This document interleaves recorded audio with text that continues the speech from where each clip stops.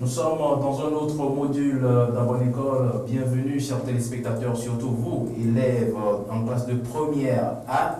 Et bien sûr, le chapitre d'aujourd'hui, c'est l'énergie mécanique en physique avec le professeur Amouzou Komlan que je vous présente après le générique.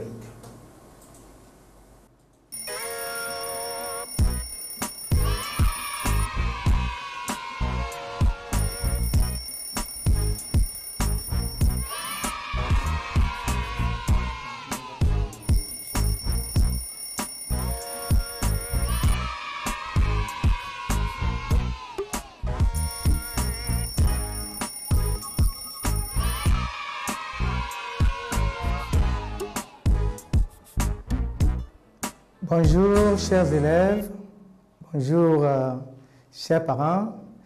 Je crois que tout le monde va bien dans sa maison. Je suis Amouzou Komlavi, professeur de sciences physiques au lycée de Baguida. Aujourd'hui, je vais m'entretenir avec les élèves de la classe de première A sur l'énergie et sa conservation. Mais avant de commencer tout, je vais vous inviter à prendre votre cahier de cours, votre cahier d'exercice, votre cahier de brouillon, ainsi que votre machine à calculer, sans oublier bien sûr un bic au moins pour écrire. J'espère que vous êtes prêts. On peut commencer. Alors, dans vos classes respectives, on vous a parlé de l'énergie. Il y a plusieurs formes d'énergie. Les énergies interviennent dans nos vies de tous les jours. Mais aujourd'hui, nous allons parler particulièrement de l'énergie mécanique. Donc, comme objectif du jour, à la fin de cette révision, chaque élève doit être capable de, dans un premier temps, identifier et calculer l'énergie cinétique de translation et l'énergie cinétique de pesanteur, l'énergie potentielle de pesanteur. Donc, premier objectif, identifier et calculer l'énergie cinétique de translation et l'énergie potentielle de pesanteur. Deuxième objectif, calculer l'énergie mécanique. Voilà donc les deux objectifs que nous allons essayer de réviser pour la séance d'aujourd'hui. Nous allons commencer par le premier point, l'énergie cinétique de translation. Alors, si nous prenons une voiture qui se déplace, nous prenons une moto ou encore un athlète qui se déplace, nous voyons que ce corps possède une vitesse, développe une vitesse. Et lorsque la vitesse augmente, l'énergie aussi augmente.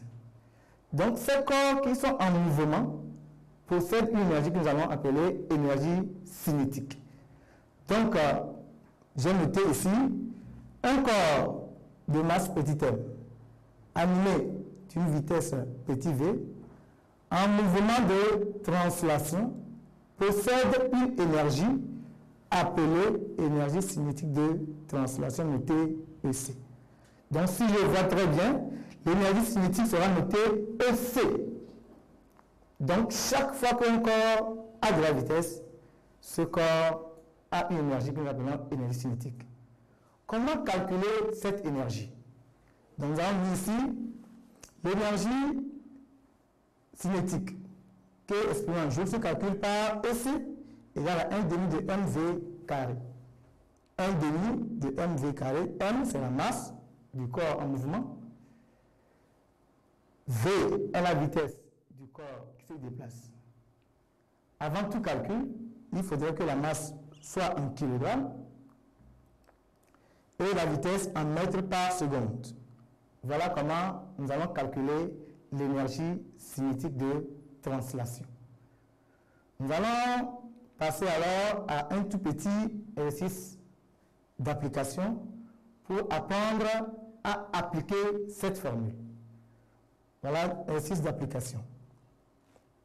Une voiture de masse M égale 2,5 tonnes se déplace à la vitesse constante de 36 km par heure. Calculer son énergie cinétique de translation. Voilà un tout petit exercice d'application pour appliquer cette formule. Vous avez deux. Prenez vos cahiers de brouillon. Vous allez essayer. Je crois que chacun a essayé. Nous allons passer maintenant à la correction de cet exercice d'application. Nous mettons solution. Calculons son énergie cinétique de translation. Nous avons vu dans le cours tout à l'heure que pour calculer l'énergie cinétique de translation, il suffit de poser la formule EC égale 1 demi de mv carré. Alors, si nous retournons dans le sujet, nous voyons que la masse est égale à 2,5 tonnes, on connaît la masse. La vitesse est égale à 36 km par heure, on connaît la vitesse. Mais dans le cours, nous avions dit que la masse doit être en kilogrammes. Pour cela, nous allons passer à la conversion de la masse en utilisant un tableau de conversion. 2,5 tonnes, ça nous fait 2 comme unité et 5 comme dixième. Donc pour placer les 2,5 tonnes dans le tableau, je dois placer 2, qui est l'unité, dans la case de tonnes. 5 dans l'autre case du quintal. Et nous faisons la conversion jusqu'en kilogrammes.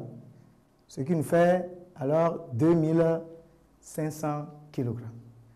Donc la masse, 2,5 tonnes, convertie nous donne alors 2500 kilogrammes. La vitesse, qui est aussi en kilomètres par heure, doit être convertie en mètres par seconde.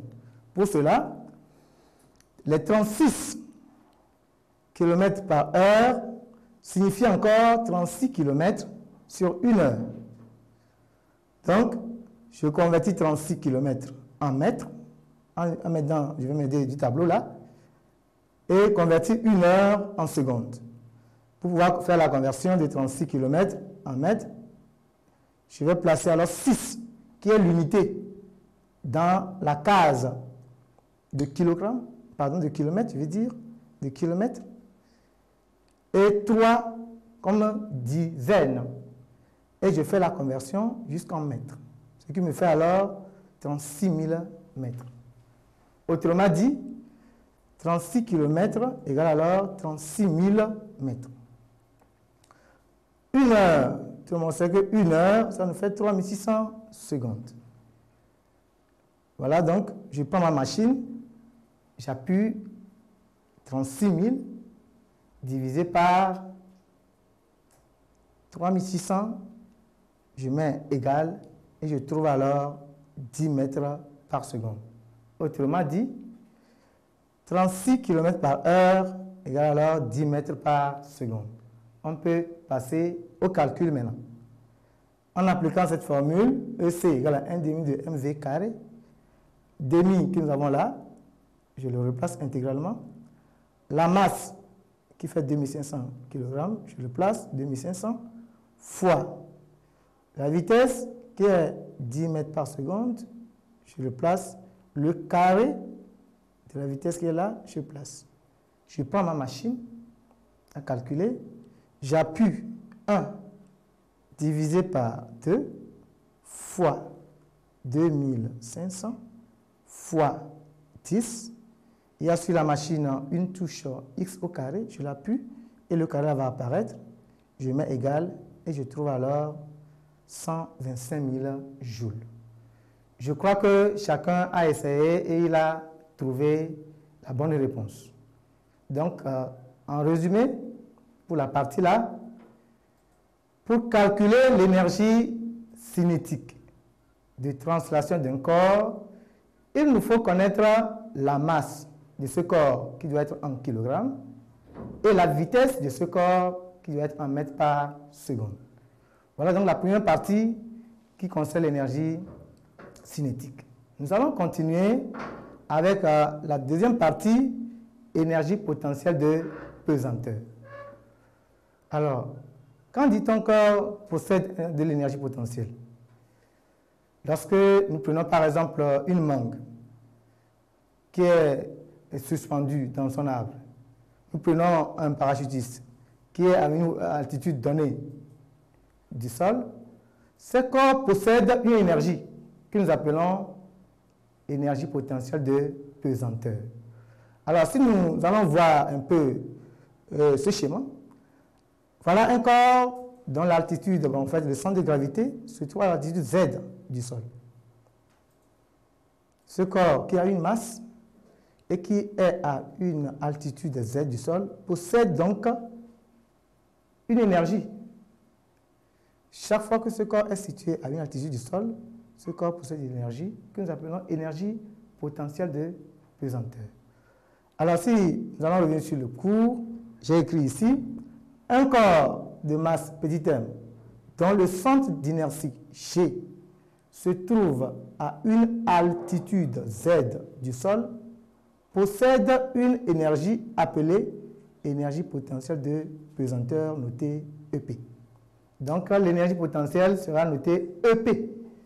Dans chaque fois que nous voulons calculer l'énergie potentielle, nous allons alors la noter EP. Alors, comment calculer cette énergie? Je continue alors la phrase.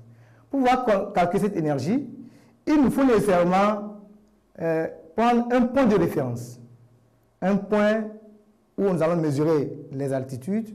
Un point est ici en première A. Nous allons prendre le sol comme référence de cette énergie. Donc, pour cela, j'ai écrit le sol est pris comme référence de l'énergie potentielle de pesanteur et origine des altitudes. Dans ce cas, je peux maintenant calculer l'énergie potentielle de pesanteur. Et pour la calculer, je mets alors EP égale mgz. M fois G fois Z. Voilà ce que nous voulons dire. Alors, la masse doit être nécessairement en kilogrammes. G, qui est l'intensité de la pesanteur, sa valeur est estimée à 9,8 newtons par kilogramme. Et Z est en mètres. Donc, pour calculer l'énergie potentielle de pesanteur d'un corps, il faut nécessairement connaître la masse de ce corps, connaître aussi l'altitude de ce corps. Voilà donc ce qui nous aide à calculer l'énergie potentielle de pesanteur. Je rappelle que G, qui est l'intensité de pesanteur, sera donné par l'énoncé. Mais si ce n'est pas donné, on peut retenir 9,8 newtons par kilogramme. Donc nous allons passer aussi à un tout petit exercice d'application pour appliquer cette petite formule qu'on vient de voir. Exercice d'application. Une mangue de masse M égale à 100 grammes se situe dans son arbre à l'altitude Z égale 5 mètres du sol. Le sol est pris comme référence de l'énergie potentielle de pesanteur et origine des altitudes. Calculez l'énergie potentielle de pesanteur de la mangue dans cette position. On donne G égale 9,8 newtons par kilogramme. Vous avez encore 2 minutes. Prenez vos cahiers de brouillon, machine à calculer et essayez-moi ça rapidement. Alors, nous allons commencer la correction de ce petit exercice d'application. Nous mettons alors solution. Calculons l'énergie potentielle de pesanteur de la mangue. Voilà ce que je vais écrire. Nous savons tous que pour calculer l'énergie potentielle dans le cours précédent, dans le cours qu'on vient de voir tout à l'heure, il nous faut connaître nécessairement la masse du corps, connaître aussi l'altitude Z de ce corps. Alors, avec ça, je pose la formule. EP égale à mgz. Voilà la formule que je dois appliquer. dans l'exercice tout à l'heure, on connaît la masse qui est 100 grammes. Or, cette masse doit être en kilogrammes. Nous allons tout à l'heure faire la conversion. On connaît aussi Z qui fait 5 mètres du sol, l'altitude. Là, on peut rapidement passer à notre application numérique. Donc, je convertis la masse 100 grammes en kilogrammes, ce qui fait 0,1 kg. Je mets G que le sujet a donné. G égale à 9,8 newtons par kilogramme. Et ensuite Z que le sujet aussi a donné, qui fait 5 mètres. Alors, je peux faire le calcul. EP égale alors 0,1 fois 9,8 fois 5. Je prends ma machine, j'appuie 0. Le point que nous avons ici dans la machine représente la virgule qui est là. Sur votre machine, il n'y a pas de virgule. C'est plutôt le point qui représente la virgule. Vous appuyez 0, vous appuyez le point, vous appuyez 1 fois 9,8 fois 5, vous mettez égal et on a alors la réponse EP égale à 4,9 joules. J'espère que vous avez trouvé. Alors, pour calculer l'énergie potentielle de pesanteur, il nous faut connaître la masse en kilogrammes, connaître Z en mètres, et avec la formule EP égale à mgz, nous avons alors l'énergie potentielle de pesanteur. Nous allons continuer avec la troisième partie qui est l'énergie mécanique. Voilà, pour arriver à cette énergie mécanique, c'est pour cela qu'on est passé par l'énergie cinétique, l'énergie potentielle. Alors, l'énergie mécanique d'un corps, c'est la somme de l'énergie cinétique et de l'énergie potentielle du corps au même point, c'est-à-dire à la même altitude. Comment peut-on calculer cette énergie-là? Nous allons revenir sur ce que j'ai noté ici. L'énergie mécanique d'un corps est la somme de son énergie potentielle et de son énergie cinétique à la même position. La même position est tellement importante, je ne peux pas aller prendre l'énergie cinétique en un point A, prendre l'énergie potentielle en un point B et faire la somme pour dire que je calcule l'énergie mécanique. Non. Ça se calcule toujours à la même altitude, au même point. Voilà donc l'énergie mécanique. Alors, EM, qui est l'énergie mécanique, EM, qui est l'énergie mécanique, se calcule par EC plus EP. EC toujours en joule, EP aussi en joule, et nous trouvons alors l'énergie mécanique en joule. Donc, chaque fois que je calcule l'énergie mécanique, il me faut l'énergie cinétique et l'énergie potentielle. La somme de ces deux énergies donne alors l'énergie mécanique. Nous allons aussi faire un tout petit exercice pour appliquer cette petite formule également. Exercice d'application. Un solide possède une énergie cinétique de valeur EC égale 1000 joules et une énergie potentielle de pesanteur EP égale 2500 joules à une altitude donnée. Calculer l'énergie mécanique du solide. Voilà donc un tout petit exercice. Là, vous avez juste une minute, puisque ce n'est pas beaucoup de choses. Prenez vos cahiers de brouillon, essayez-moi ça rapidement. Ok, nous allons commencer la correction de cet exercice d'application également. Nous mettons solution. J'écris alors calculant l'énergie mécanique du solide. Si je retourne encore dans mon cours, on m'a dit que l'énergie mécanique est égale à la somme de l'énergie cinétique et de l'énergie potentielle. Donc je mets la formule EM égale à EC plus EP. Dans l'exercice, je connais déjà EC qui me fait 1000 joules. Je connais EP qui fait 2500 joules. J'applique ma formule, alors j'écris EM égale à 1000 plus 2500. Je mets égal et je trouve alors EM égale à 3500 joules. Voilà donc l'énergie mécanique de ce corps à une altitude donnée. Nous allons finir ce cours avec un résumé de ce qu'on a fait aujourd'hui, récapitulation. Dans le cours que nous avons vu le cours en 3 parties. Première partie, énergie cinétique.